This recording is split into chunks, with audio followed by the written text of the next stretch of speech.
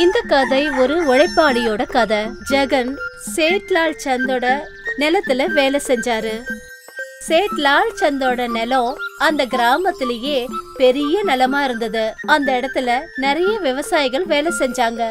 அவங்க வேலை செஞ்சதுக்கான கூலிய தினமும் சாயந்தரம் சேட்லால் சந்த் தான் கொடுப்பாரு. அதே சமயம் சேட்லால் சந்த் ரொம்பவும் நல்லவரு. ஆனா விவசாயிகளை பாத்துக்கிறதுக்காக ஒரு ஆளை வேலைக்கு சேர்த்தாரு. கமலா, ரொம்ப நேரமா நானும் பாத்துக்கிட்டே இருக்கிறேன்.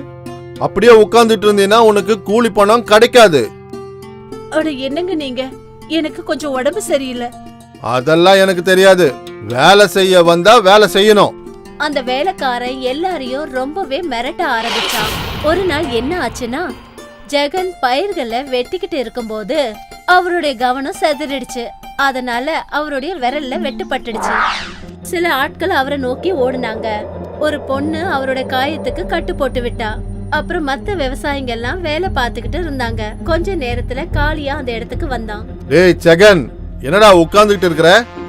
அண்ணா, என்னுடைய கை அந்த கோடாலியில வெட்டிக்குச்சு. உங்களுக்கு வேலையில கவனம் இல்ல, ஆனா கூலி பணம் மட்டும் மொத்தம் வேணும். உங்களுக்கு மருந்து செலவெல்லாம் நாங்களே பார்க்கணும். இவங்க எல்லாம் சேர்த்து சேட்டை திவாலாக்கிடுவானுங்க. காளியா இப்படி எல்லாம் பேசுறத கேட்ட உடனே ஜெகனுக்கு கோவம் வந்துடுச்சு. ஜெகன் எதுவும் பேசாம நேரா வீட்டுக்கு போயிட்டாரு. வீட்டுக்கு போனதும் அவரோட மனைவி கிட்ட நடந்த எல்லா விஷயத்தையும் சொன்னாரு. பாவம் அவ அந்த காயத்தை பார்த்து அழ ஆரம்பிச்சா. ஐயோ பைத்தியக்காரியே, அழுவுற, கொஞ்ச நாள்ல சரியாயிடும். இந்த காயம் ஆறி போயிடும். ஆனா அவன் சொன்னது என்ன, காளியா எப்ப பார்த்தாலும் ஏதாவது உங்களை பேசிக்கிட்டே இருக்கானே. அதனால என்ன, அவனுக்கு அது பழக்கம் தானே. நான் உங்ககிட்ட என்ன சொல்றேன்னா, உங்களால அந்த வேலையை விடவே முடியாதா?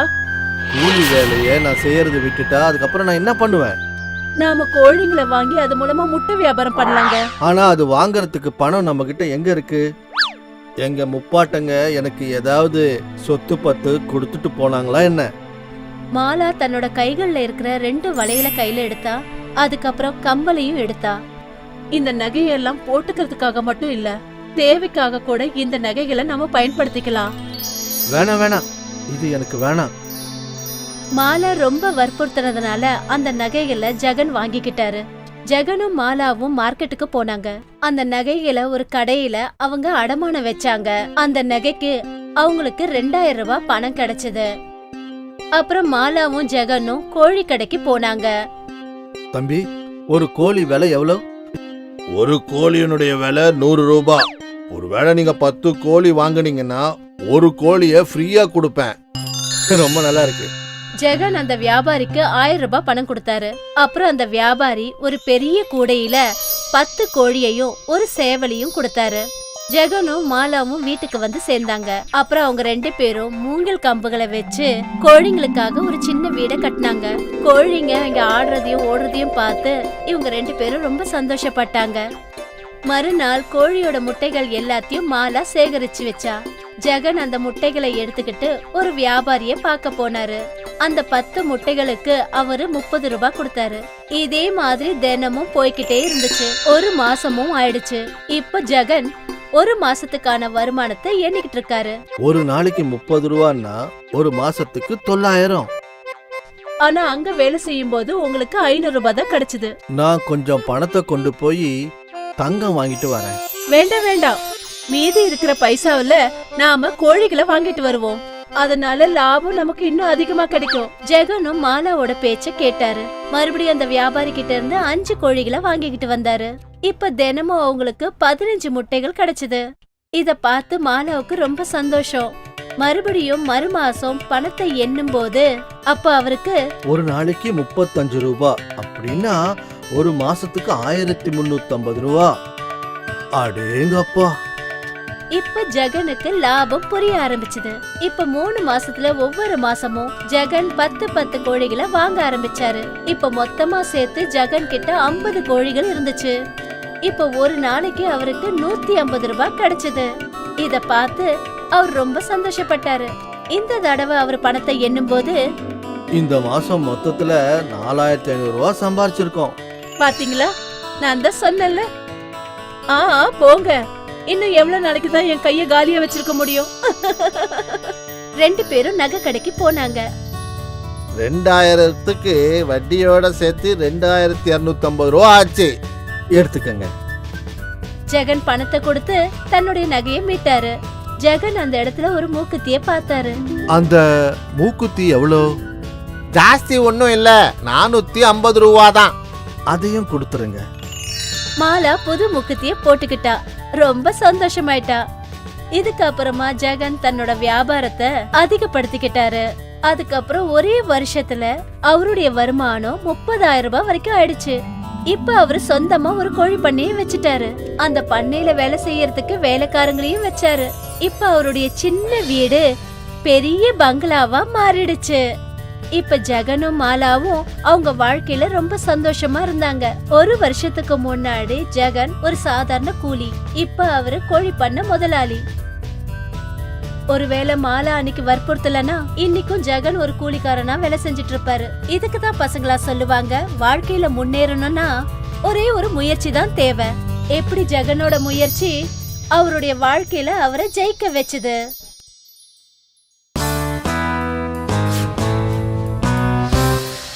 காய்கறி வாங்கலையோ, பசுமையா இருக்கிற காய்கறி வாங்கலையோ, சிகப்பான தக்காளி, தோட்டத்துல விளைஞ்ச காய்கறிய வாங்கிக்கலையோ.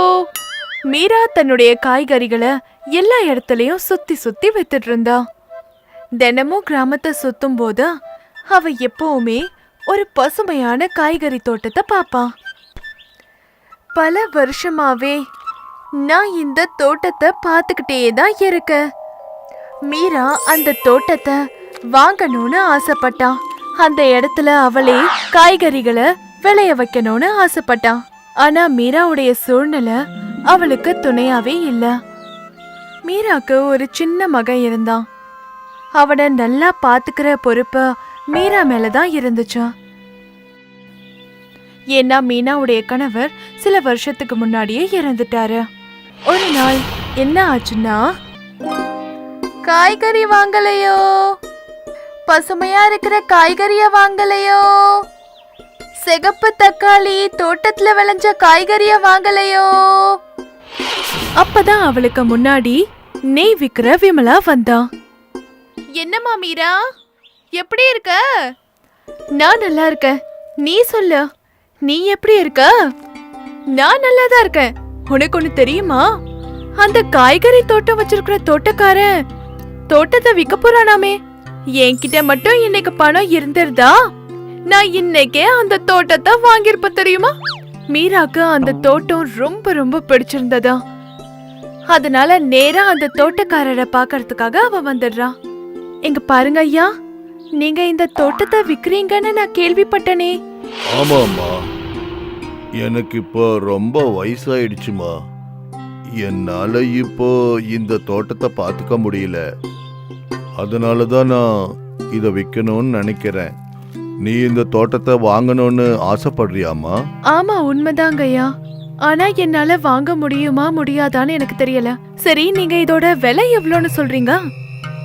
நான் இந்த தோட்டத்தை 600 காசுக்கு விற்கலான்னு நினைக்கிறேன். அடேங்கப்பா, என்கிட்ட 200 காசு மட்டும்தான் இருக்கு. 200 காசு ரொம்ப குறைவம்மா, என்னால ஏத்துக்க முடியாது. நான் 400 காசுக்காவது உனக்கு கொடுக்கறேன், அதை விட என்னால குறைக்க முடியாது. சரி ஐயா, ஒருவேளை நான் அந்த 200 காசை இப்பயே உங்களுக்கு தந்துட்டேன்டா, அடுத்த 4 மாசம் வரைக்கும் ஒவ்வொரு மாசமும் 50 காசை உங்களுக்கு கொடுத்தேன்னா நீங்க எனக்கு இந்த தோட்டத்தை வித்துடுவீங்களா ஐயா? அந்த தோட்டக்காரர் யோசிச்சாரு. சரிம்மா, அடுத்த 4 மாசத்துக்கு நீ 50 காசா தவணையில கொடுத்துருமா. மீரா ரொம்ப சந்தோஷப்பட்டான்.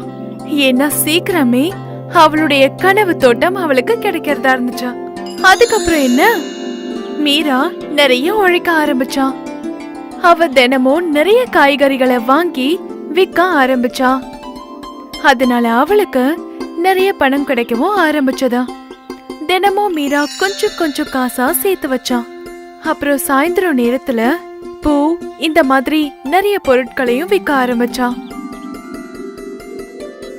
ஒரு மாசத்துக்கு அப்புறம் மீரா அந்த தோட்டக்காரர்கிட்ட 50 காசை கொடுத்தான். மீரா ரொம்ப சந்தோஷப்பட்டா. மீரா இதே மாதிரி தினமும் உழைக்க ஆரம்பிச்சா. அவ காலையில காய்கறிகளையும் சாயந்தரம் பலகாரத்தையும் வித்தா. கொஞ்சம் கொஞ்சமா மீரா 4 மாசம் வரைக்கும் தோட்டக்காரருக்கு கொடுக்க வேண்டிய பணத்தெல்லாம் கொடுத்து முடிச்சிட்டா. ரொம்ப சந்தோஷம் மீரா. இப்போ இந்த தோட்டம் உனக்கு சொந்தமாயிடுச்சு. இந்த தோட்டத்தை நீ ரொம்ப நல்லா பாத்துக்கம்மா. மீராக்கு தனக்குன்னு ஒரு தோட்டம் வாங்கணும்ன்ற கனவு நிறைவேறிடுச்சா. இப்ப மீரா அவளுடைய சொந்த தோட்டத்துல காய்கறிகளை விளைக்க ஆரம்பிச்சா. மத்த காய்கறி விக்கிறவங்க எல்லாம் இவகிட்ட இருந்து காய்கறிய வாங்க ஆரம்பிச்சாங்க. மீராவுடைய கடுமையான உழைப்பு அவளுடைய வாழ்க்கையில சந்தோஷத்தை கொண்டு வந்துச்சு. அவளுடைய மகனும் இப்ப நல்ல ஸ்கூல்ல படிக்க ஆரம்பிச்சிட்டான். மீராவுடைய வாழ்க்கை இப்ப சந்தோஷமான வாழ்க்கையா மாறிடுச்சு. இதனாலதான் உழைக்கிறவங்க என்னைக்குமே தோக்க மாட்டாங்கன்னு சொல்வாங்க. ஜீவனோட குடும்பத்தை பத்தின கதை தான் இது. ஜீவன் மேல தன் உயிரையே வச்சிருக்கிற அம்மா காயத்ரி, மனைவி மீனா, மகள் குஷி, இவங்களுடைய குடும்பம் ரொம்ப சந்தோஷமா இருந்தது. காயத்ரியும் மீனாவும் சேர்ந்து குல்ஃபி பண்ணுவாங்க. அப்புறம் ஜீவன் அத வித்துட்டு வருவாரு. குல்ஃபி குல்ஃபி, ருசியான குல்ஃபி, வெண்ணெய் குல்ஃபி, கேசரி குல்ஃபி, எல்லாரும் வாங்கி சாப்பிடுங்க குல்ஃபி. அங்கிள் ஒரு மல்லாய் குல்ஃபி கொடுங்க. இதா தம்பி, 2 ரூபா கொடு. இதே மாதிரி நாள் முழுக்க ஜீவன் அங்கேயும் இங்கேயும் அலைஞ்சு அவர் கொண்டு வந்த குல்ஃபி எல்லாத்தையும் வித்துடுவாரு. ஒரு நாள் என்ன ஆச்சுன்னா, ஜீவன் தன்னோட மக குஷிய கூட்டிட்டு மார்க்கெட்டுக்கு போனாரு. அப்பா, எனக்கு அந்த ரோஸ் கலர் வளையல் வேணும். வா, போய் வாங்கலாம். ஜீவனும் அவரோட பொண்ணும் அந்த வளையல் கடைக்கு போயிட்டு இருந்தாங்க. அந்த சமயத்துல தான் ஒரு காளமாடு அவங்க 2 பேரும் நோக்கி ஓடி வந்துச்சு. அந்த மார்க்கெட்ல இருக்கிறவங்க எல்லாரும் அங்கேயும் இங்கேயும் ஓடினாங்க. ஜீவன் அந்த மாடை பார்த்த உடனே தன் மகளை அங்கிருந்து தள்ளி விட்டுட்டாரு. அந்த மாடு பயங்கரமா ஓடி வந்து ஜீவனை முட்டி தள்ளிடுச்சு. அதுக்கப்புறம் ஜீவனை ஹாஸ்பிட்டல் கூட்டிட்டு போனாங்க. அங்க அவரோட குடும்பத்தினர் எல்லாருமே அழுதுகிட்டு இருந்தாங்க. எனக்கு தெரிஞ்சு இனிமே இவர் எந்திரிக்க முடியாது. டாக்டர் சொன்னதை கேட்டதும் ஜீவனோட குடும்பத்தை சேர்ந்தவங்க எல்லாருமே உடைஞ்சு போயிட்டாங்க. 1 மாசத்துக்கு அப்புறமா ஜீவன் தன்னோட வீட்டுக்கு வந்தாரு. இப்போ நம்ம வீட்டை எப்படி நடத்துறது? நான் ஏதாவது ஒரு வேலை செஞ்சாகணும். இனிமே உங்களால எப்படி வேலை செய்ய முடியும்?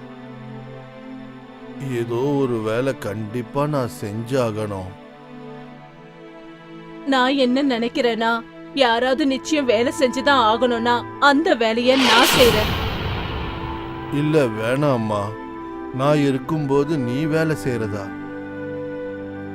அத்தம்மா, உங்களோட உடல்நிலையும் சரியில்லை. இந்த வீட்ல நான் ஒருத்தி மட்டும்தான் நல்ல ஆரோக்கியத்தோட இருக்கேன். அதனால நான் தான் வேலை செய்யணும். ஆனா நீ எந்த வேலை செய்வ? நீங்க செஞ்ச வேலையை தான் செய்ய போறேன். மீனா, குல்ஃபி கூடைய தலையில வச்சுக்கிட்டு ஊரெல்லாம் சுத்துறது அவ்வளோ சுலபமான வேலை இல்லை. அதுவும் இல்லாம நீ ஒரு பொம்பளை. எனக்கு தெரியும், அது அவ்வளவு சுலபம் இல்ல. இது தவிர எனக்கு வேற வழியே தெரியலங்க. ஆரம்பத்துல நான் குறைவான குல்ஃபியை எடுத்துட்டு போறேன். சரி, இனி எல்லாம் அந்த கடவுள் தான் பாத்துக்கணும். காயத்ரியும் மீனாவும் சேர்ந்து மறுபடியும் குல்ஃபி செஞ்சாங்க. இந்த தடவை ஜீவன் என்ன பண்ணாருன்னா, அந்த டப்பால பாதி குல்ஃபியை தான் அடுக்கி வச்சாரு. உனக்கு நம்பிக்கை இருக்கா? அதுக்கப்புறம் மீனா அந்த பாத்திரத்தை எடுத்துக்கிட்டு அங்கிருந்து போனா. குல்ஃபி, சுவையான குல்ஃபி, மலாய், கேஷர், பாதாம். அடடா, குல்ஃபி வந்துருச்சு. பசங்க எல்லாரும் மீனாவை நோக்கி ஓடினாங்க. எனக்கு மலாய் குல்ஃபி வேணும். எனக்கு கேசர் வேணும். மீனா ஒவ்வொரு குழந்தைங்களுக்கும் அவங்க கேட்ட குல்ஃபியை எடுத்து கொடுத்தா. அவ மறுபடியும் நடந்து போனா. அங்க எல்லாருக்கும் குல்ஃபியை விற்க ஆரம்பிச்சா. சாயந்தரம் வரைக்கும் அவ குல்ஃபி வித்ததுனால அவ காலெல்லாம் வலியா இருந்தது. என்னோட காலெல்லாம் வலிக்குது. பாவம், அவர் எப்படிதான் இந்த வேலையை செஞ்சாரோ தெரியல. மீனா இப்படி யோசிச்சுக்கிட்டே நடந்து வீட்டுக்கு வந்து சேர்ந்தா. அத்தம்மா, இந்தாங்க இன்னைக்கு எனக்கு கிடைச்ச வருமானம். காயத்ரி அந்த பணத்தை எடுத்துட்டு போய் கடவுளுக்கு முன்னாடி வச்சா. வா வந்து உட்காரு. மீனா ஜீவனுக்கு பக்கத்துல உட்கார்ந்தா. அப்புறம் ஜீவன் மீனாவோட கால்களை தன்னோட மடியில வச்சு அந்த கால்களை பிடிச்சு விட்டாரு. என்னங்க இது, நீங்க என்ன பண்றீங்க? நாள் பூராவும் சுத்தி சுத்தி உன் கால் வலிச்சிருக்கும். நான் காலை பிடிச்சு விடுறேன். ஆனா நீங்க இப்படி எல்லாம் பண்ணாதீங்க, அப்புறம் எனக்கு பாவம் சேர்ந்துடும். பேசாத, நீ ஒன்னும் பேசாத. மீனா சொன்ன எதையுமே ஜீவன் கேட்கல. அவளோட பாதங்களை பிடிச்சு விட்டாரு. இத பார்த்த காயத்ரிக்கு ரொம்ப சந்தோஷம். கடவுளே, உங்களுக்கு ரொம்ப ரொம்ப நன்றிப்பா. எனக்கு நல்ல பையனையும் மருமகளையும் கொடுத்துருக்கீங்க. கஷ்டம் வர சமயத்துல அவங்க 2 பேரும் ஒருத்தருக்கு ஒருத்தர் எவ்வளவு ஆதரவா இருக்காங்க. இதே போல தினமும் மீனா குல்ஃபி விக்கிறதுக்கு ஆரம்பிச்சா. அப்புறம் காயத்ரி வீட்டை கவனிச்சுக்கிட்டா. ஜீவனோட வாழ்க்கையில இவ்ளோ பெரிய கொடுமை நடந்ததுக்கு அப்புறமும் அவங்க குடும்பம் அவரோட சேர்ந்து ஒத்துழைச்சாங்க. அவருடைய வாழ்க்கையும் நல்ல வேலை காப்பாத்தப்பட்டது. பசங்களா, இந்த கதையில இருந்து நாம என்ன தெரிஞ்சுக்கிட்டோம்னா, கஷ்டமான சூழ்நிலையில கூட நம்மள சேர்ந்தவங்க தான் நமக்கு உதவியா இருப்பாங்க.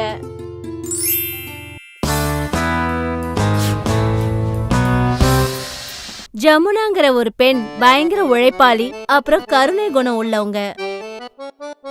அவங்க ரொம்ப சுவையான குல்ஃபிய செஞ்சு சுல்தான்பூருங்கிற ஊர்ல அத விப்பாங்க. அந்த குல்ஃபிய வித்துதான் அவங்க வாழ்க்கைய ஓட்டிக்கிட்டு இருந்தாங்க. அவங்க செய்யற குல்ஃபி குழந்தைங்களுக்கு ரொம்ப பிடிக்கும். குல்ஃபி வாங்கலையோ? குல்ஃபி வாங்கிக்கோங்க, குல்ஃபி வாங்கிக்கோங்க. ஒரு குல்ஃபி எவ்வளோக்கா விலை? 5 ரூபாய் கண்ணா. ஆனா என்கிட்ட 1 ரூபாய் தான் இருக்கு. பரவாயில்ல, அந்த 1 ரூபாவை கொடு. இந்த குல்ஃபி. ஜமுனாவோட இந்த குணத்தை பார்த்து அவளுடைய தோழி ரொம்ப வருத்தப்படுவா. ஜமுனா, நீ குல்ஃபி இவ்ளோ கம்மியான விலையில எப்பவும் வித்தினா உனக்கு பெரிய நஷ்டம் ஏற்படுமே. உன்னோட குடும்பத்தை நீ எப்படி நடத்த முடியும்? ஒரு விஷயம் தெரியுமா, குழந்தைங்க இந்த குல்ஃபியை விரும்பி சாப்பிட்றத நினைக்கும் போது எனக்கு சந்தோஷமா இருக்கு. ஜமுனா இப்படி நடந்து போகும்போது வழியில அவளுக்கு வெயில் தாங்க முடியாம சோர்ந்து போன ஒரு நாய்க்குட்டி கிடைச்சது. ஜமுனா அந்த நாய்க்குட்டிக்கும் ஒரு குல்ஃபி சாப்பிட கொடுத்தா. இப்ப அந்த நாய்க்குட்டி ஜமுனா கூடவே இருந்துச்சு. ஜமுனா குல்ஃபி விற்க போகும்போதெல்லாம் அந்த நாய்க்குட்டியும் அந்த ஜமுனா பின்னாடி பின்தொடர்ந்தே போய்கிட்டே இருக்கும். ஜமுனா செய்யற சுவையான குல்ஃபி கொஞ்சம் கொஞ்சமா அந்த சுல்தான்பூர் பூராவும் பிரசித்தமாயிடுச்சு. எல்லா குழந்தைங்களும் அவகிட்ட மட்டும்தான் குல்ஃபி வாங்கி சாப்பிடுவாங்க. எல்லா பசங்களும் அவளை ரொம்ப செல்லம்மா ஜமுனா சித்தின்னு கூப்பிடுவாங்க.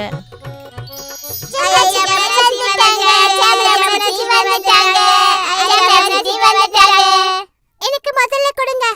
இல்ல, முதல்ல எனக்கு தான் கொடுக்கணும். அடடா, ஒவ்வொருத்தரா வாங்க கண்ணுங்களா. உங்க எல்லாருக்கும் குல்ஃபி நான் கொடுக்கறேன். இன்னைக்கு நான் உங்களுக்காக நிறைய குல்ஃபி செஞ்சு கொண்டு வந்திருக்கேன். ஜமுனாவோட குல்ஃபி வியாபாரம் ரொம்ப அதிகமா நடக்கிறதுனால ஐஸ்கிரீம் விக்கிற ஹரியாங்கிறவருக்கு பயங்கரமான போராமை ஏற்பட்டுடுச்சு. ஏன்னா இப்பெல்லாம் எல்லா குழந்தைங்களும் அவர்கிட்ட ஐஸ்கிரீம் வாங்கறதுக்கு பதிலா ஜமுனா கிட்ட இருந்து குல்ஃபி வாங்க ஆரம்பிச்சிட்டாங்க. ஹரியா தன்னோட ஐஸ்கிரீம் வியாபாரத்தை அதிகமா ஆக்கணுங்கிறதுக்காக ஒரு யோசனை பண்ணாரு. ஜமுனா அக்கா, எத்தனை நாளுன்னு இந்த சுமைய சுமந்துகிட்டே இருப்ப நீ? ஒரு வேலை செய், எல்லா குல்ஃபியும் எனக்கு வித்துடு. இல்ல ஹரியா, நானே குழந்தைங்க கிட்ட வந்து குல்ஃபி கொடுக்கறதுல எனக்கு ரொம்ப சந்தோஷமா இருக்கு. உன்னுடைய இஷ்டம். நான் உன்னுடைய வேலை கொஞ்சம் சுலுவாக்கலான்னு பார்த்தேன்.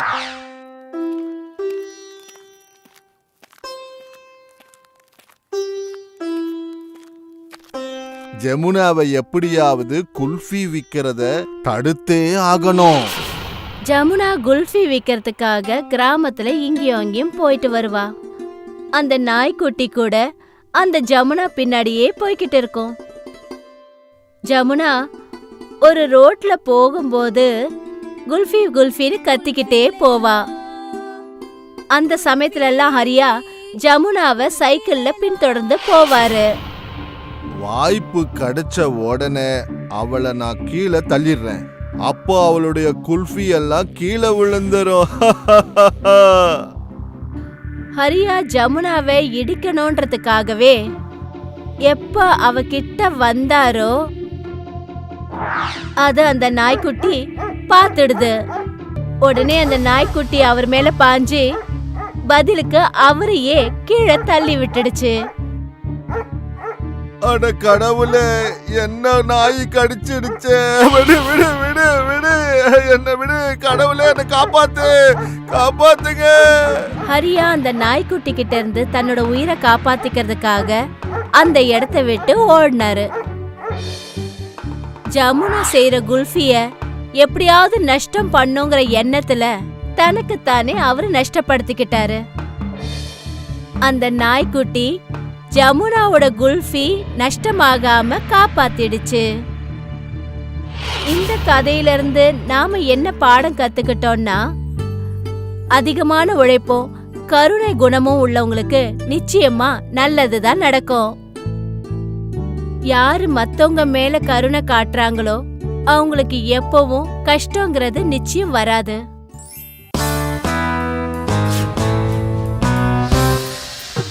நம்ம நாட்டுல ஒரு ஊர்ல ராமாவும் தன்னுடைய கணவர் சின்னப்பாவோட வாழ்ந்து வந்துகிட்டு இருந்தாங்க. 2 பேருமே அந்த ஊர்ல இருக்கிற ஒரு நிலத்துல வேலை செஞ்சுக்கிட்டு அவங்க குடும்பத்தை நடத்திக்கிட்டு வந்தாங்க. ரமா சின்னப்பாவுக்கு ஒரு பையனும் ஒரு பாப்பாவும் இருந்தாங்க. அவங்க 2 பேரும் பசங்களை பெரியவங்களாக்கி நல்லா படிக்க வைக்கணும்னு கனவு கண்டுகிட்டு இருந்தாங்க. ஆனா இதுக்குள்ள சின்னப்பாவுக்கு திடீர்னு உடம்பு சரியில்லாம போச்சு. அவருக்கு வியாதி அதிகமாயிடுச்சு. அப்போ ரமா தான் அங்க வேலையெல்லாம் செய்ய வேண்டியதாயிடுச்சு. பசங்களையும் அந்த அம்மா தான் பார்த்துக்க வேண்டியதாயிடுச்சு. வியாதியோட இருக்கிற அவங்க கணவருடைய நிலைமை ரொம்ப மோசமாயிடுச்சு. ஒரு நாள் சின்னப்பாவை பார்க்கறதுக்காக அவருடைய தம்பி மோகன் வந்தாரு. அண்ணே, உன்னுடைய நிலைமை ரொம்ப மோசமா இருக்கு. நீ டாக்டர் கிட்ட காமிச்சியா இல்லையா?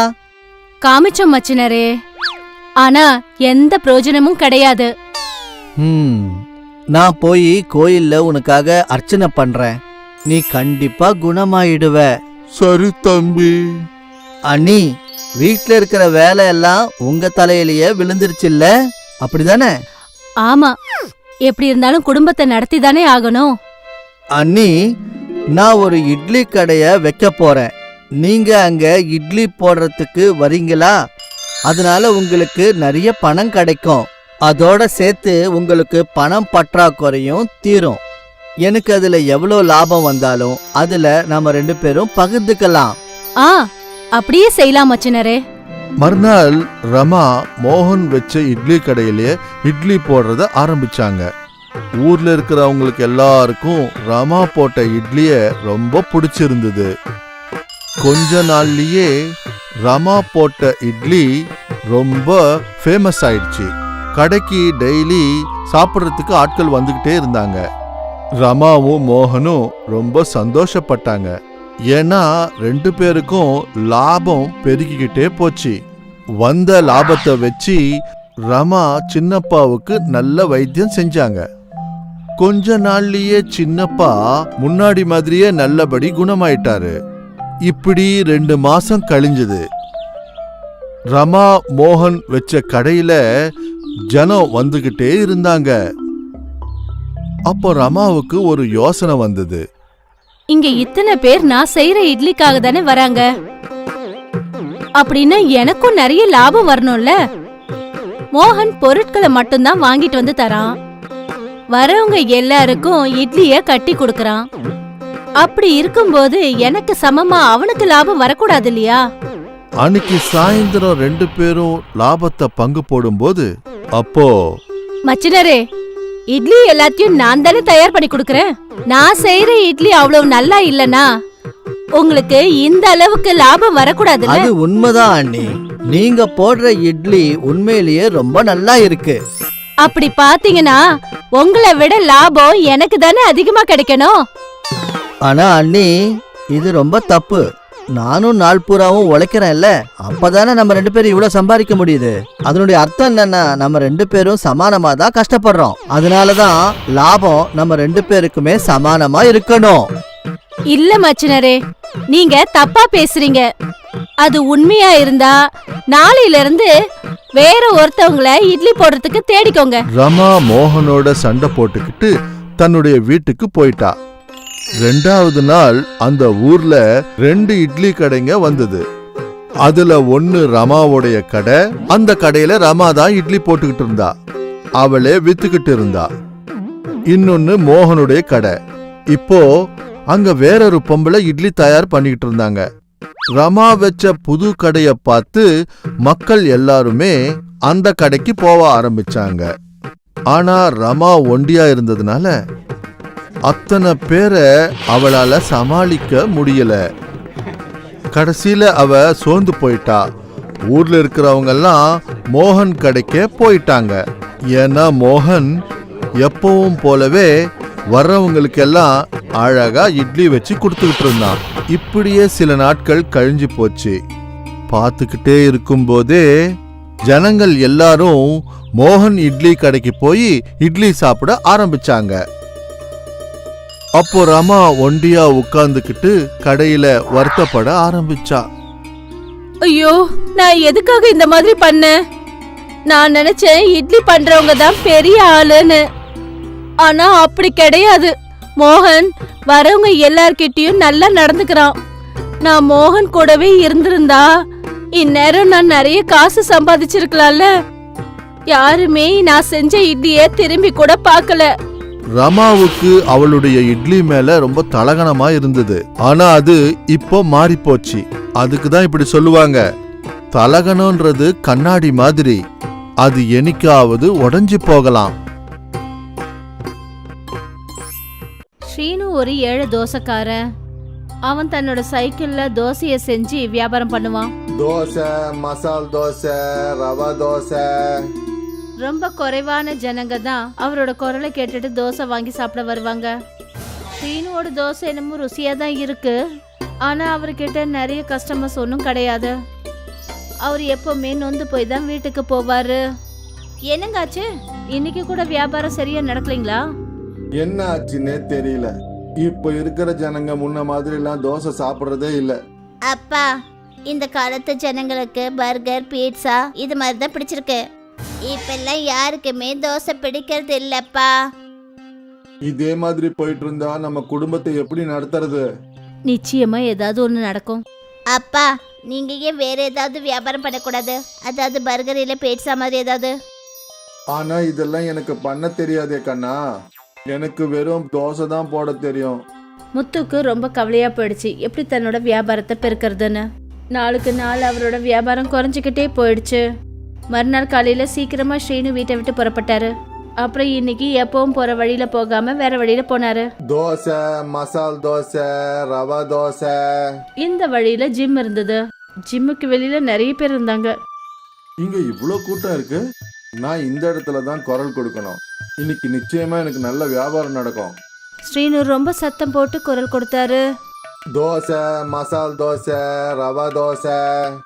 ஸ்ரீனுவோட குரலை கேட்டுட்டு ஒரு பாடி பில்டர் அவர்கிட்ட வந்தாரு. என்ன போட்டுட்டுங்க? ஒன்றும் வேண்டாம், நாங்க இதெல்லாம் சாப்பிட மாட்டோம். உங்ககிட்ட சிக்கனு, முட்டை தோசை அந்த மாதிரி ஏதாவது இருந்தா போட்டு கொடு, சாப்பிட்றோம். முட்டை தோசையா? ஆமா, அது உங்ககிட்ட இல்லைங்களா? ஒரு வேலை பண்ணுங்க, நாளைக்கு அந்த மாதிரி தோசை பண்ணி கொண்டு வாங்க. சரிங்க சார். ஸ்ரீனு தன்னோட சைக்கிள் அங்கிருந்து எடுத்துட்டு போயிட்டாரு. அன்னைக்கு நாள் முழுக்க ஸ்ரீனு வெவ்வேறு இடங்கள்ல தோசையை வித்தாரு. நிறைய பேர் ரொம்ப விருப்பப்பட்டு அந்த தோசையை சாப்பிட்டாங்க. சாயந்தரம் அவரு வீட்டுக்கு போனப்ப அவரோட முகத்துல இருக்கிற சிரிப்பை பார்த்துட்டு லக்ஷ்மி கேட்டா, என்னங்க ஆச்சு, இன்னைக்கு நல்ல வியாபாரம் நடந்ததா? வியாபாரம் நல்லா தான் நடந்தது. ஆனா இன்னைக்கு எனக்கு புது ஐடியா கிடைச்சது. என்னங்க ஐடியா? முட்டை தோசை. முட்டை தோசையா? ஆமா, ஆனா நாம முதல்ல முட்டை தோசையை சாப்பிடுவோம். போ முத்து, கடைக்கு போய் 6 முட்டை வாங்கிட்டு வா. ஸ்ரீனு முத்து கிட்ட பணத்தை கொடுத்தாரு. அப்புறம் கடைக்கு அனுப்பி வச்சாரு. கொஞ்ச நேரத்துக்கு அப்புறம் முத்து முட்டை வாங்கிட்டு வந்தான். அதுக்கப்புறம் ஸ்ரீனு தோசை போடுறதுக்கு ஆரம்பிச்சாரு. அவர் வழக்கம் போல தோசை மாவை தவாவில் ஊத்தினாரு. அதுக்கப்புறம் ஒரு கிளாஸ்ல முட்டைய உடைச்சு அந்த தோசை மேல ஊத்தினாரு. அப்புறம் அதுல மசாலா தூளை போட்டாரு. பார்க்கறதுக்கு நல்லதா இருக்கு, சாப்பிட்டு பாப்போம். ஸ்ரீனுவும் லக்ஷ்மியும் அந்த முட்டை தோசையை சாப்பிட்டாங்க. என்னங்க, இது ரொம்ப நல்லா இருக்குங்க. அப்பா எனக்கும் கொடுங்க. முத்துவும் தோசையை சாப்பிட்டு பார்த்தான். அவனுக்கும் அந்த முட்டை தோசை ரொம்ப பிடிச்சு போச்சு. அன்னைக்கு மொத்த குடும்பமும் முட்டை தோசையை தான் சாப்பிட்டுச்சுங்க. மறுநாள் காலையில ஸ்ரீனு தன்னோட தோசை போடுற சைக்கிளை எடுத்துக்கிட்டு ஜிம் பக்கம் போனாரு. இந்த தடவை அவரோட சைக்கிள்ல முட்டை ட்ரேவும் இருந்தது. தோசை, முட்டை தோசை, முட்டை மசால் தோசை. முட்டை தோசைன்னு சொன்னதும் அக்கம் பக்கத்துல இருக்கிற சில பேருங்க அவர்கிட்ட வந்தாங்க. கூடவே இந்த பாடி பில்டரும் வந்தாரு. நிஜமாவே முட்டை தோசை கிடைக்குமா? ஆமாங்க சார். அப்போ எனக்கு ஒரு முட்டை தோசை போடு. அப்புறம் ஸ்ரீனு தோசை மேல முட்டையை உடைச்சு ஊத்தினாரு. அப்புறம் அந்த பாடி பில்டருக்கு முட்டை தோசை கொடுத்தாரு. முட்டை தோசையை சாப்பிட்டதுமே அந்த பாடி பில்டர் முகத்துல ஒரு சிரிப்பு வந்தது. வாவ், அற்புதமா இருக்கு நண்பா. நான் இது வரைக்கும் யோசிக்கவே இல்ல, முட்டையும் தோசையும் ஒன்னா சாப்பிடுவோன்னு. ஒன்னு போடுங்க. அந்த பாடி பில்டர் முட்டை தோசையை சாப்பிட்டாரு.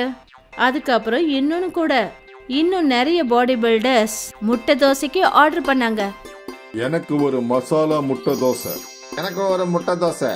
முட்டை தோசை ஆர்டர் கொடுத்தாங்க. ஸ்ரீனு முட்டை தோசை போட்டுக்கிட்டே போனாரு. அப்புறம் கஸ்டமர்ஸ் சாப்பிட்டுக்கிட்டே இருந்தாங்க. ஸ்ரீனு நடுல குரலும் கொடுத்தாரு. அதனால ஜனங்களோட பார்வை அவர் பக்கமா கவர்ந்தது. தோசை, முட்டை தோசை, முட்டை மசால் தோசை. ஒருத்தருக்கு அடுத்து ஒருத்தர் கஸ்டமர்ஸ் வந்துக்கிட்டே இருந்தாங்க.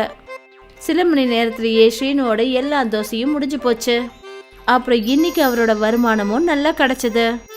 அவர் சந்தோஷத்தோட வீட்டுக்கு திரும்பி வந்தாரு. லக்ஷ்மி, இன்னைக்கு ரொம்ப நல்லா வியாபாரம் நடந்தது. எல்லா தோசையும் வித்து போச்சு. அடேங்கப்பா. நாளையில இருந்து நீதான் மாவு அரைக்கணும். கஸ்டமர்ஸுங்களுக்கு நம்ம முட்டை தோசை ரொம்ப பிடிச்சு போச்சு. சரிங்க. எல்லாரும் ரொம்ப சந்தோஷமா இருந்தாங்க. மறுநாளும் அதே மாதிரி ஆயிடுச்சு. ஸ்ரீனு குரல் கொடுத்ததுமே ஜனங்க அவர்கிட்ட முட்டை தோசை சாப்பிட வந்தாங்க. ஸ்ரீனோட கை வேலை செஞ்சுக்கிட்டே இருந்தது. இன்னைக்கு வெறும் 2 மணி நேரத்துக்குள்ள ஸ்ரீனோட தோசை எல்லாம் முடிஞ்சு போச்சு. அதுக்கப்புறம் இது தின வேலையா ஆயிடுச்சு. முட்டை தோசை ஃபேமஸ் ஆயிடுச்சு. அப்புறம் ஸ்ரீனு நாள் முழுக்க கடினமா உழைக்க ஆரம்பிச்சாரு. ஸ்ரீனுவுக்கு நல்ல அதிர்ஷ்ட ஓட்டம் இருந்தது. இப்போ அவருடைய குடும்பம் ரொம்ப சந்தோஷமா இருந்தது. ஸ்ரீனு இப்போ மினி டெம்போவும் வாங்கிட்டாரு. இப்போ அவரு சைக்கிளுக்கு பதிலா மினி டெம்போல முட்டை தோசை செஞ்சு விற்க ஆரம்பிச்சாரு. சிட்டி முழுக்க அவர் செய்யற முட்டை தோசையை பத்தி தான் பேச்சு. அவர் டெம்போவை எடுத்துக்கிட்டு எந்த இடத்துக்கு போனாலும் கஸ்டமர்ஸ் கூட்டமா வந்துடுவாங்க. தினமும் சாயந்தரம் ஸ்ரீனு தன்னோட மினி டெம்போவை எடுத்துக்கிட்டு பார்க்கு கிட்ட வந்துருவாரு. பார்க்ல ஏற்கனவே ஜெகனோட தோசை ஸ்டால் இருந்தது. ஆனா ஸ்ரீனு வந்ததுமே எல்லா கஸ்டமர்ஸும் அவர்கிட்ட போயிடுவாங்க. இந்த முட்டை தோசைக்காரன் ஜனந்த மேல என்ன மாயம் பண்ணானோ தெரியல.